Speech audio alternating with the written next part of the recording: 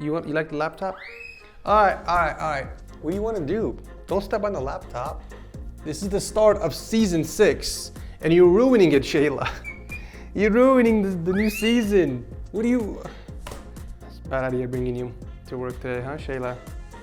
7 years of setup wars. Over 1,500 setups featured on the show across 5 successful seasons. But now, ladies and gentlemen, it is time for season 6. Sit back and relax and let the setup wars begin.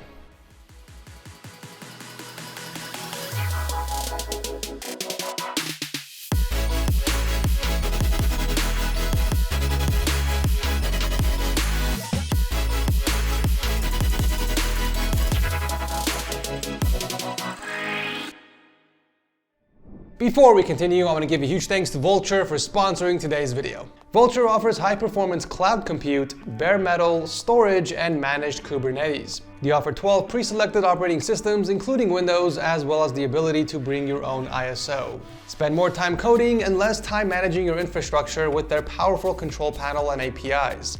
Their advanced networking features are built to support even the most advanced deployments thanks to features like VPC peering and Direct Connect.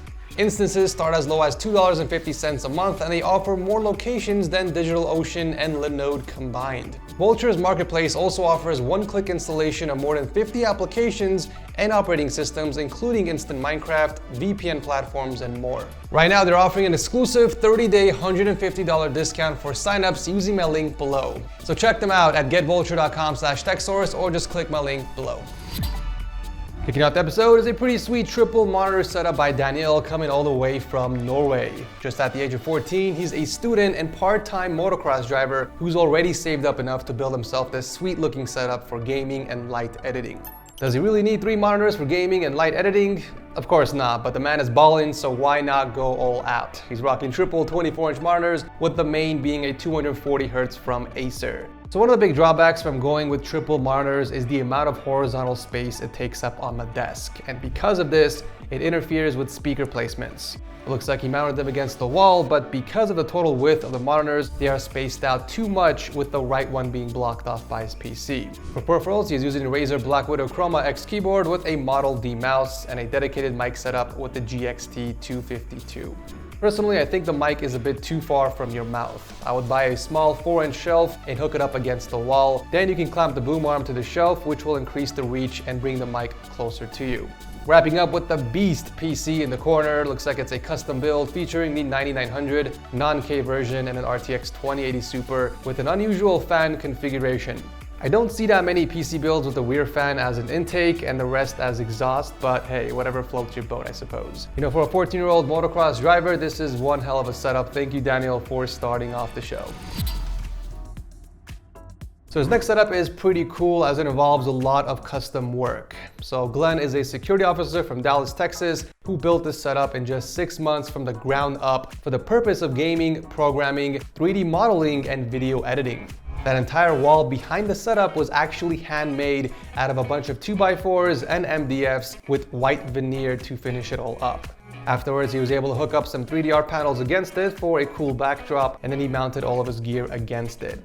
Since the wall was made out of MDF, he was able to penetrate through the art panels and mount both his monitors and his speakers up top. I do love that he was able to make good use of the extra space. You know, most people just leave the top alone and it looks so unbalanced and incomplete. One thing I do have concerns about is the distance between him and the monitors. You can kind of see how close the monitor is by looking at his keyboard and mouse. I would definitely take advantage of the monitor mounts you have there and push the displays more towards the wall, especially since you're using a 32-inch display as the main. That is just way too close to you. Another thing I have questions about is the actual desk setup. He's using a Carlby countertop with 2 Alex units for support, but when you look under the desk, you can see 2 additional steel beams and 2 legs that he added for additional supports.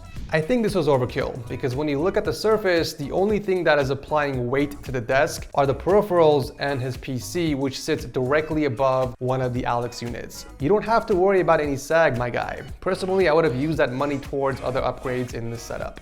Cable management, however, is exceptional. All the wires are ran through the cutouts that he made in the art panels and straight into the cable box he hid behind the Alex unit. The custom PC powering the setup could use some nice looking cable extensions to improve the look and be more consistent with the rest of the setup's theme, but it's not a bad build at all. In fact, it's got really nice specs with a 3700X and an RTX 3070 Ti. Right beside the setup is the entertainment area where he kicks back to watch content and occasionally games on his PS5. So I do love the theme of this entire room and the Alexa integration with the RGB lights, but I think it could be improved. I can't help but think that the dark wood countertop is messing with the vibes. White is the dominant color of your entire game room, so you have to go with a color that complements that. If you must do a wooden top, go with something lighter, like the Saljon, the Ek back end, or hell, even the lighter shade of the Corbly would have worked better. But of course, this is all just personal preference. Still a sick setup nonetheless. Thank you for sharing this with us. Taking a break from all the RGB goodness, let's take a look at a laid-back and cozy setup by Justin, who's actually a social media influencer from Texas. He uses the setup for work and gaming, and it took him about 2 weeks to build. He does mostly everything on the ultra-wide and uses the 27-inch monitor up top as an overhead. Now both monitors are mounted against the wall along with his speakers, and we got beautiful cable work through the channel raceway and into a longer raceway underneath the desk. On the surface, we got the Grexta wireless mouse paired with a dope custom keyboard, and he actually has a ton of them that he builds and displays in the room. But the one he's rocking currently is a Brutal 60 with lubed and filmed marshmallows, and we also got a custom wrist rest made out of walnut to match the setup nicely. The desk he's using is actually a custom Home Depot butcher block with a mahogany stain combined with 2 white Alex units that he painted in black to stay consistent with the dark aesthetic he was going for. It's actually crazy that IKEA doesn't make any black Alex units and they only make the brown/black combo instead. There was a lot of extra space on the surface, so he took advantage of that and just laid out all of his gear and accessories for easy access, like an Elgato Stream Deck, an extra set of Artisan keycaps, and a Rodecaster Pro interface. Sticking to the warm color scheme is the custom built PC inside the Lian Li O11 Mini. It's packing the 11700K with an Asus RTX 3080 Master. Beautiful custom cables with the correct fan configuration and consistent colors. You can't really do brown lighting since it doesn't exist, so orange is pretty much the most accurate color you can go with. I gotta give Justin some credit on personalizing the setup very well. He stuck to the same theme across the setup and the rest of the room. And man, I gotta say, I love that digital fireplace he has in the middle of the TV stand. That looks so dope. Such an awesome gaming room this was. Thank you, Justin, for sharing this with us. You already know that I gotta feature this next setup because it's rocking one of my mouse pads, and in case you didn't know, there is a much higher chance of getting featured and bumped up to the top of the queue if you submit with an official TechSource mouse pad. So Kaiden is a student from Ohio who hustled throughout the summer mowing lawns, which he earned about $1,000 from. He combined that with the rest of the money he got from birthdays and Christmases, and he put all that into the setup that you see here.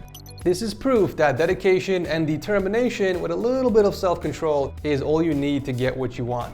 Kaiden now has a badass setup where he can do his schoolwork and game on his spare time, and all it took was a little bit of saving up and some hard work. We got 2 24-inch Scepter monitors mounted against the IKEA Vrenna countertop, which, by the way, doesn't this look a lot better as opposed to a darker countertop? Like, this is exactly what I was talking about by Glen's setup. For peripherals, Kaiden is using the Razer Huntsman TKL paired with a Logitech G Pro Hero and the very popular Topo White mouse pad. This is actually the second most popular pad from our website, which, by the way, this was the original size when my pads launched last year. We since then upgraded to a better distributor. They are slightly smaller but higher quality pads with better stitching. We do have 4 new pads for Season 6 that launched, by the way, so if you guys want to spice up your setup, check them out by visiting dealsource.tech/store or just click the link below. Store? Did I say store? I meant store. dealsource.tech/store. It doesn't look like the setup uses any speakers, but we do have 2 pairs of Turtle Beaches that he keeps underneath the desk. And while we're down here, I do recommend using a few cable clips to keep that wire from hanging down like that. And finally, we got the PC powering it all inside the GIM case, which I personally think looks a little nicer than the O11 from Lian Li, since both glass panels connect at the corner. I just think the PC needs a nice air cooler to complement the rest of the build, but overall it's a nice rig and a very nice setup. I don't know about you guys, but owning a setup that you have built from actually putting in the work hits different than getting it for free. But either way, thank you, Kaiden, for sharing this with us. Wrapping up the episode is an insane quad monitor battle station by Miiko, coming all the way from Helsinki, Finland. He's a content creator who does a lot of video editing, but also likes to game on his spare time, so he built a space where he can do it all. We got a massive 55-inch Philips OLED TV up top for monitoring and watching content, and under that are three 27-inch curved monitors from Samsung, all mounted against the unusual desk combo. We got an IKEA countertop combined with 5 IKEA krill legs. I will be the first to say that it looks weird, not because of the white color that sticks out, but because it's got wheels. I'm very curious why he went with that option if the setup isn't mobile. So for peripherals, we got a SteelSeries Apex Pro keyboard with a few sets of mice. The Logitech G Pro X Lightspeed is the daily driver. Then we got the Extrafy M4, which is backup in case the Logitech runs out of battery. And then we got the MX Master 3 for productivity. Moving on to audio, there's a set of old Sony speakers and an amp from the 90s that he keeps underneath the desk. But for gaming, he uses the Logitech G935s, and when he's on the phone, he puts on the Bose headphones. He does have a pretty cool streaming setup as well, with a few key lights, a Sony a5100 for the face cam, and a dedicated mic setup with the Blue Yeti Caster Pro. Now the setup is actually being powered by two PCs. The older one that has a GTX 770 is connected to the left monitor so that he can rotate it and game with his girlfriend, while everything else is connected to the main PC. That's packing a 9900K and an Asus Strix RTX 2080 Ti. My only concern with this layout is how is the girlfriend able to game even while rotating the left monitor? There isn't that much space or leg room for her to sit comfortably. Since you're moving to your new apartment and this setup no longer exists, I would honestly find another place for those giant speakers if you don't want to get rid of them. I feel like the extra PC and the speakers take up way too much space under the desk, and the setup looks very cramped.